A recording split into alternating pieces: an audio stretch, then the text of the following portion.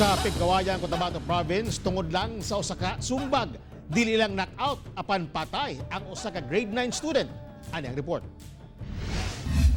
Mao kini ang 17 anyos nga grade 9 student nga si Jessie Pulpul. Puno og paglaom sa kinabuhi, apan tungod lamang sa wala damang pangitabo, namatay kini human lang sa usa ka sumbag sa iyang classmate. Nagkumidyahay lang unta ang biktimang si Jessie ug ang 15 anyos nga suspect kinsa classmate usab niini. Daw gituok kuno ni Jessie ang suspect og niingong manguli na. Apan daw napikon ang suspect og kalit gisumbag si Jessie nga miigo siyang batok o tangkugo. Kalit nawalan og panimuot ang biktima, busa daling gidala sa school clinic. Dihang dili na maayo ang kahimtang niini, gidala na usab kini sa ospital.